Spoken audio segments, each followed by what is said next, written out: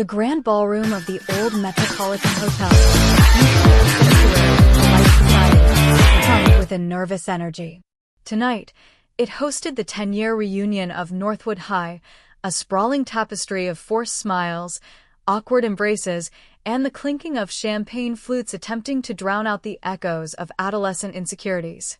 Conversations drifted over the catered hors d'oeuvres, updates on careers, thinly veiled boasts about families, and the occasional, almost conspiratorial whisper about who had gained how much weight. Everyone was playing a part, performing for an audience of their own past. But as the clock on the ornate mantelpiece edged closer to 9, a subtle shift occurred. A ripple of anticipation, a strange, electric current that snaked through the meticulously arranged tables. Then, the murmuring died. Not gradually, but abruptly, as if a conductor had sharply cut off an orchestra. Every head in the room swiveled towards the grand arched entrance. She stood there, framed in the threshold, momentarily silhouetted against the softer light of the hallway before stepping fully into the ballroom's glittering, merciless chandeliers. And in that instant, time seemed to fracture. Breath caught in 100 throats, champagne flutes paused midair, forgotten. She was a vision that seized every single breath, stopped every single heart. Platinum hair, impossibly lustrous, cascaded like a frozen waterfall down her back, catching the light with an almost ethereal glow, a stark contrast to the muted tones of the room. Her eyes, pools of piercing emerald, held a depth that spoke of ancient secrets and a burning, undeniable power that seemed to vibrate in the very air around her. She moved with the fluid, predatory grace of a queen, draped in a gown of blood-red silk that clung to her form, accentuating every curve, every line, and seemed to breathe with her every step, revealing just a hint of a long, elegant leg through a daring, high slit. This was no ordinary guest, no mere alumnus returned to relive fleeting glories. This was a walking, breathing paradox. A ghost of memory, impossibly vivid, impossibly real, yet undeniably a fire of rebirth. For the stunned assembly, it was a moment of dizzying recognition intertwined with profound, terrifying disbelief. Was it truly him? The fragile, haunted boy they'd once known? The one whose name had been a cruel punchline, whose presence had been an invitation for torment. The one they'd scorned, the one they'd systematically broken, piece by agonizing piece, until he had vanished without a trace, a whispered legend of failure and escape? Now she stood before them. A monument to defiance, an exquisite weapon forged in the crucible of their collective cruelty. This was Elena. And her entrance wasn't just an arrival, it was an undeniable, irrefutable declaration. A silent, yet deafening promise whispered on the wind, sharper than any blade. You thought I was gone. You thought I was forgotten. You thought you erased me. But I remember everything. And tonight, so will you. The entire room became a theater of unspoken terror. Faces, seconds ago flushed with feigned bonhomie, drained of all color. Forced smiles faltered and dissolved into gaping stares of horror and dawning comprehension. A cold, creeping dread began to seep into the celebratory air, chilling the champagne and curdling the forced pleasantries. Old wounds, thought long healed over with the balm of time and distance, began to throb with a fresh, agonizing intensity. Old sins, meticulously buried beneath layers of success and respectability, stirred restlessly in their shallow graves, threatening to claw their way to the surface. For Elena had not come to reminisce about shared hallways or long-forgotten teachers. She had come to reclaim what was taken, to expose what was hidden, and to ignite a long-overdue reckoning that would burn away the gilded lies of their past and leave only the scorching, undeniable truth. This was not a reunion. This was an ambush. A meticulously planned, exquisitely executed act of retribution. And the game, as every single person in that now silent ballroom was about to discover, had only just begun. The echoes of their past, the whispers of their cruelty, were about to be amplified into a scream that would shatter their carefully constructed present. Ethan's home, rather than offering respite, often served as an echo chamber for the very pressures he faced outside its walls. His father, a retired military man, was a towering figure of stern disapproval, his expectations as rigid and unyielding as the discipline he once commanded. "A son should be strong.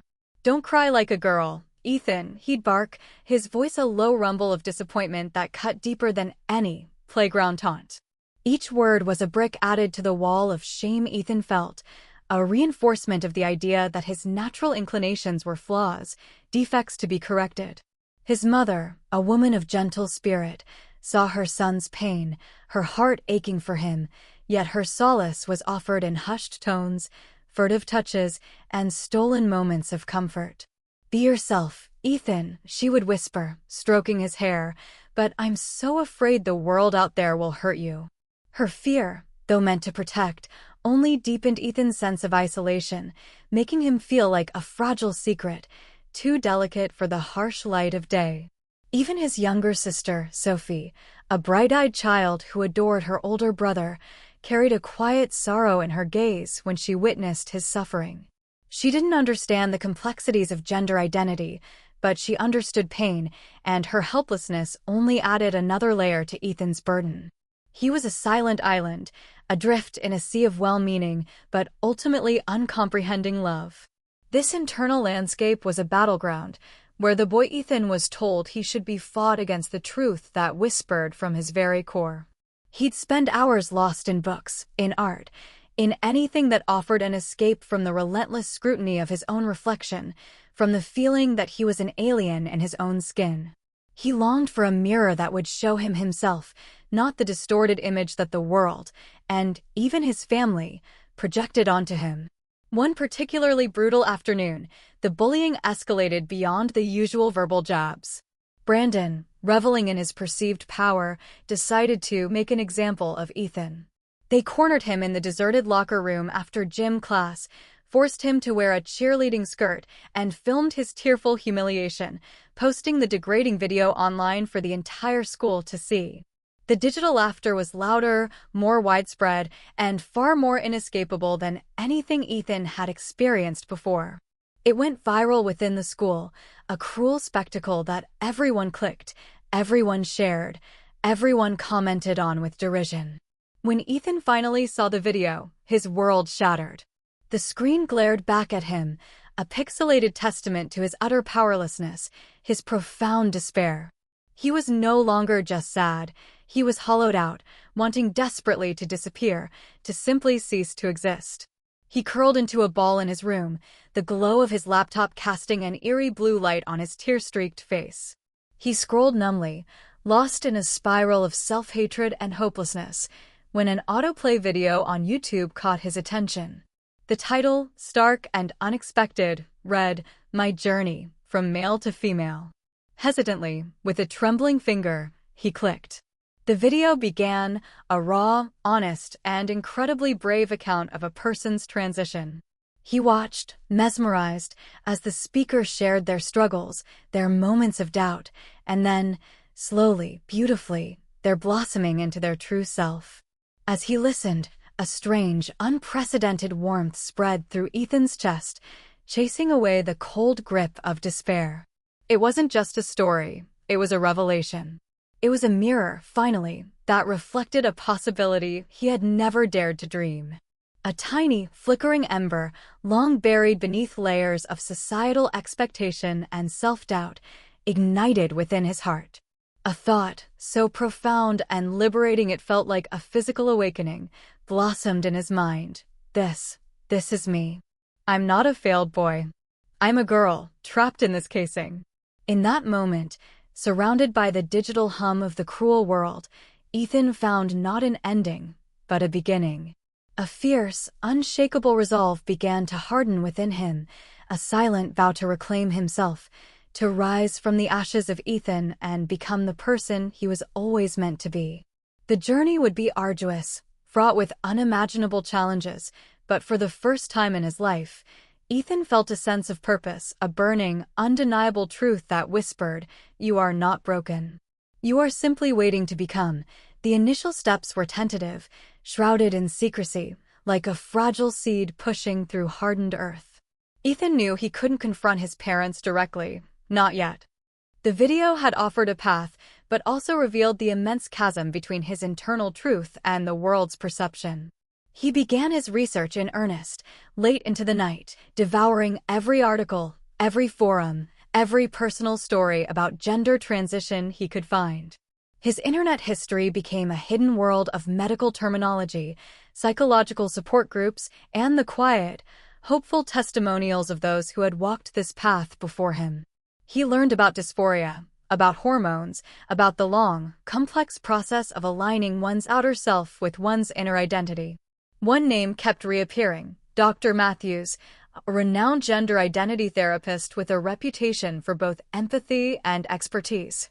Mustering every ounce of courage he possessed, Ethan found a discreet way to contact Dr. Matthews, initially through anonymous emails, then a cautiously worded phone call from a payphone far from his home.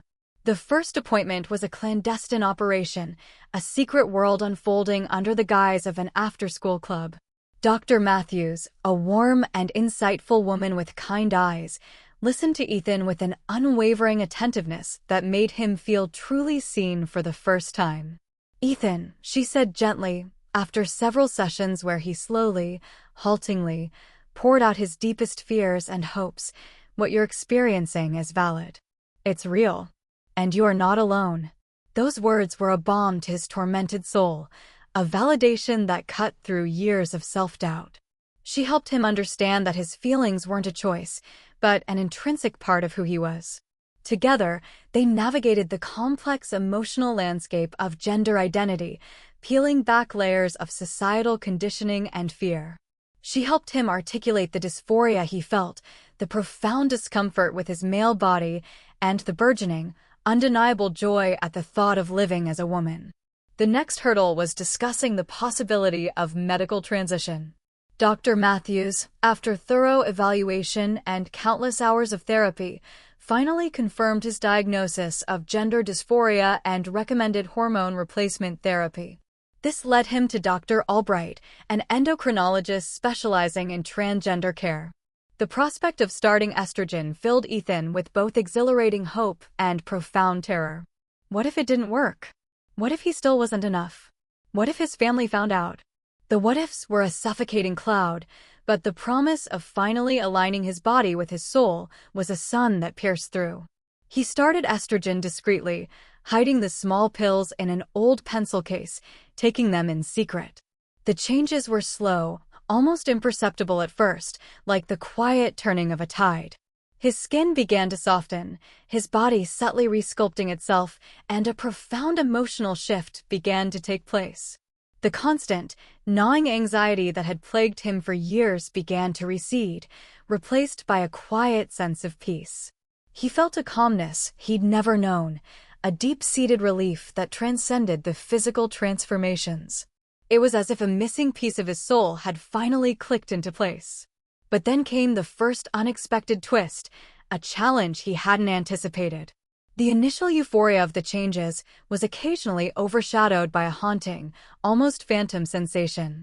Sometimes, in moments of quiet contemplation, he would feel a strange, almost unsettling flicker of the old Ethan, a faint echo of the boy he was leaving behind. It wasn't a desire to revert, but a curious, almost melancholic acknowledgement of the profound journey he was on, a journey not just of becoming, but of letting go. He realized that while he was embracing his true self, there was a quiet, necessary grief for the life he could never have, the boy he could never truly be. This wasn't merely a transformation, it was an intricate dance between birth and farewell, a complex emotional tapestry woven with threads of both joy and a subtle, wistful loss. As Ethan's physical and emotional transformation subtly progressed, the need for secrecy became paramount. His parents, still oblivious, would occasionally comment on his softer features, attributing it to a late growth spurt or a healthier diet. "You're looking less scrawny, son," his father had remarked one day, a rare, almost approving glint in his eye, entirely misinterpreting the feminizing effects of the hormones. Ethan would simply offer a non-committal shrug, his heart pounding, a delicate tightrope walk between relief and terror. His only confidant, outside of his medical team, was Rachel. Rachel, his oldest and perhaps only true friend from elementary school, had always possessed a keen observational eye and a fiercely loyal heart. She was a quiet, bookish girl, often overlooked by the popular crowd, but her unassuming exterior hid an incredible strength of character. One afternoon, while they were studying in the library, Rachel suddenly put her pen down. "Ethan," she began, her voice low, a conspiratorial whisper, "you're changing. Not just physically. There's a lightness about you, a peace I haven't seen before. And your face, it's getting really pretty." Ethan froze, his blood running cold. Had she figured it out? Was this the moment his carefully constructed secret would unravel? He stammered, trying to deflect, but Rachel simply held his gaze, her eyes full of understanding, not judgment. "It's okay," she whispered, reaching across the table to gently touch his hand. "Whatever it is, I'm here for you. Always." Overcome with a wave of relief and gratitude, Ethan, tears welling in his eyes, finally confided in her. He told her everything: the bullying, the video, the YouTube revelation, Dr. Matthews, Dr. Albright, and the estrogen. Rachel listened, her expression shifting from concern to fierce protectiveness. "Those jerks," she muttered, her eyes flashing with anger when he recounted the locker room incident. "They don't deserve to know the real you." From that day forward, Rachel became his silent guardian, his staunch ally. She helped him cover his tracks, offering plausible excuses for his frequent appointments, deflecting probing questions from nosy classmates, and providing an unwavering source of emotional support. She was his mirror, reflecting back the beauty and courage she saw blossoming within him, even when he struggled to see it himself. Then came the unexpected, bewildering plot twist that added a layer of complexity Ethan hadn't anticipated. Mark, one of Brandon's dim-witted cronies, started to act differently. After a particularly nasty taunt from Brandon aimed at Ethan, Mark, instead of joining in the laughter, simply looked away, a flicker of discomfort in his eyes. Later, Ethan found a small, anonymously left note in his locker: "I'm sorry. Not all of us think you deserve it." It was crudely written, almost childlike, but the sentiment was undeniable. Ethan was stunned. Mark? The brute who had always followed Brandon's lead? He cautiously mentioned it to Rachel, who, after a moment of thoughtful silence, surmised, maybe even a broken clock is right twice a day. Or maybe he's not as dense as he looks. Or someone got to him. This unexpected, almost imperceptible crack in the bullies' united front planted a seed of curiosity in Ethan's mind. Could there be an ally, however unlikely, hidden within the very ranks of his tormentors? The thought was both perplexing and strangely intriguing, adding a new, unpredictable variable to his already complicated journey. The world, it seemed, was far more nuanced and full of hidden depths than he had ever imagined. The slow, steady march of transformation continued. Months turned into a year, then 2. Ethan's body continued its subtle resculpting. His facial features softened further, his frame became more graceful, and his voice, though still not fully feminine, had lost its boyish edge. He began to experiment with feminine clothing in secret, initially in the safety of Rachel's home, then cautiously buying items for himself, always under the guise of buying gifts for his mother or sister. Each new piece of clothing, each carefully applied touch of makeup, was a small victory, a joyful affirmation of his burgeoning identity. He finally began to see glimpses of Elena in the mirror, a vision that filled him with a profound sense of rightness. However, the constant pretense, the double life, was taking its toll. The emotional strain of hiding his true self from his family, combined with the lingering fear of exposure, created an unbearable tension. He longed to break free, to shed the skin of Ethan once and for all. This internal conflict reached its peak after a particularly poignant session with Dr. Matthews, who gently but firmly reiterated the importance of living authentically. "Ethan," she had said, "you're blooming. But a flower needs sunlight to truly thrive. Hiding in the shadows will eventually stifle your growth." His resolve solidified.